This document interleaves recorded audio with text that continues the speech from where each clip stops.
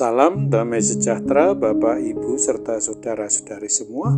Untuk mengawali renungan tentang firman Tuhan ini, mari kita bersatu di dalam doa. Tuhan Allah Bapa di sorga yang melebihi segala akal, hati, dan pikiran kami, umat manusia, berfirmanlah kepada kami sebab kami bersedia untuk mendengar, dan atas pertolongan Roh Kudus mampukan kami agar boleh melaksanakan firman-Mu itu dalam hidup kami sehari-hari. Hanya dalam nama Tuhan Yesus kami mohon kepadamu. Amin.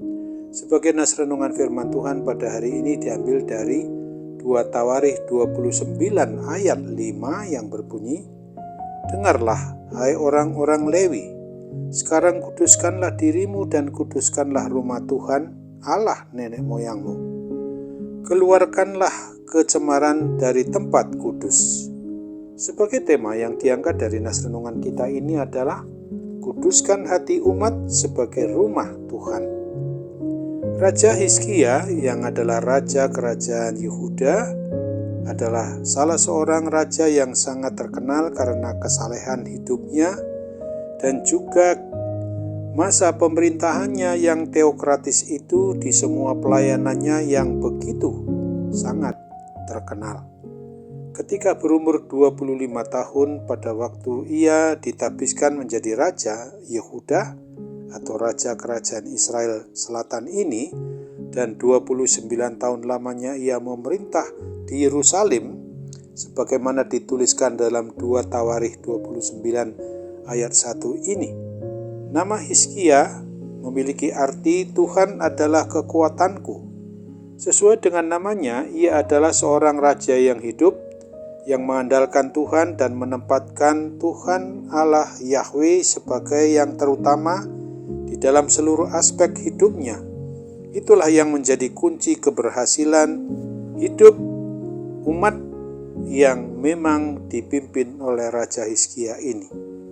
Bukti bahwa Raja Hizkia menempatkan Tuhan sebagai yang utama dan terutama adalah tindakan tegasnya untuk memusnahkan semua bukit pengorbanan, tugu-tugu penyembahan berhala, dan termasuk juga ular tembaga Musa yang diberhalakan itu. Lalu ia memerintahkan orang-orang Lewi untuk mentahirkan rumah Tuhan, rumah atau bait Allah, dan memerintahkan seluruh bangsa Israel untuk menghormati bait Allah atau rumah Tuhan itu. Bisa dikatakan dia benar-benar telah melakukan reformasi rohani secara besar-besaran atas bangsa Israel atau umat Yehuda itu, sehingga terjadi hujan pertobatan, dan kitab suci atau Alkitab itu pun menyatakan sebagaimana ditulis dalam 2 Tawarikh 29 ayat 2. Ia melakukan apa yang benar di mata Tuhan, tepat seperti yang dilakukan Daud, bapa leluhurnya. Sehingga Tuhan menyertai dia kemanapun juga ia pergi berperang. Ia beruntung sebagaimana diungkapkan dalam 2 Raja-Raja 18 ayat 7. Sebagai pribadi atau sebagai keluarga orang yang beriman percaya kepada Tuhan Yesus Kristus, kita pun harus menempatkan Tuhan kita Yesus Kristus sebagai prioritas utama di dalam hidup ini dan mau menunjukkan sikap penuh hormat di dalam penyembahan, pujian, dan kemuliaan bagi kebesaran nama Tuhan Yesus Kristus di dalam bait-Nya yang kudus, yaitu hati kita ini, bersama orang lain di rumah ibadah atau di gedung gereja.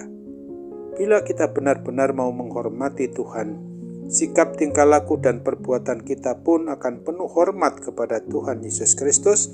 Dan ketika kita berada di bait-Nya, perlu diketahui bahwa bait Tuhan itu tidak hanya terbatas pada rumah ibadah atau gedung gereja dalam wujud fisiknya, tetapi di dalam Alkitab pada 1 Korintus 3 ayat 16-17 ini menegaskan, "Tidak tahukah kamu bahwa kamu adalah bait Allah dan bahwa Roh Allah diam di dalam kamu? Jika ada orang yang membinasakan bait Allah, maka Allah akan membinasakan dia. Sebab bait Allah adalah kudus dan bait Allah itu ialah kamu." Sebagai pribadi orang yang mengakui dirinya sebagai bait Tuhan Yesus Kristus, bait Roh Kudus, maka kita harus menghormati tubuh kita, yaitu tidak melakukan hal-hal yang cemar di mata Tuhan, sebab Tuhan memanggil kita bukan untuk melakukan apa yang cemar, melainkan apa yang kudus di hadapan Tuhan. Seperti halnya apa yang ditulis pada 1 Tesalonika 4 ayat 7 dan 8 ini. Allah memanggil kita bukan untuk melakukan apa yang cemar, melainkan apa yang kudus. Karena itu siapa yang menolak ini bukanlah menolak manusia, melainkan menolak Allah yang telah memberikan juga Roh-Nya yang kudus kepada kamu. Amin. Mari kita kembali bersatu dalam doa. Tuhan Bapa di surga, terima kasih untuk kebenaran firman-Mu yang sudah boleh kami renungkan, supaya kami senantiasa menyadari bahwa hati kami ini, diri kami ini sesungguhnya harus memang dikuduskan sebagai umat milik-Mu, karena kami adalah bait Roh Kudus, rumah Tuhan. Kiranya Tuhan mampukan kami oleh pertolongan Roh Kudus untuk melakukan semuanya ini, dan atas kehendak-Mu saja yang harus kami berlakukan menuruti kebenaran firman-Mu itu.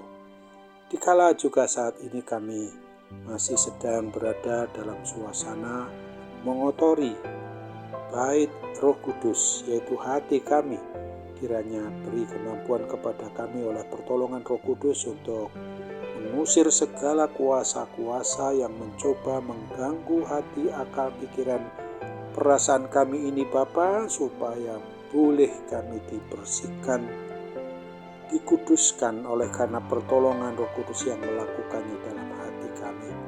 Kami hendak buka hati kami secara menyeluruh, supaya hanya Roh Kuduslah yang berkuasa di dalam hati, akal, pikiran, dan perasaan kami ini, sehingga melalui sikap, tingkah laku, dan perbuatan kami dapat mencerminkan bagaimana hidup yang berkenan di hati Tuhan, selalu mengutamakan pujian dan kemuliaan bagi kebesaran nama-Mu yang Maha Kudus. Sambut apalah doa dan permohonan kami yang kami tahu tidak sempurna ini. Kiranya Tuhan menyempurnakan dan mengabulkan doa kami. Kami memohon semuanya ini dalam nama Tuhan Yesus Kristus. Amin.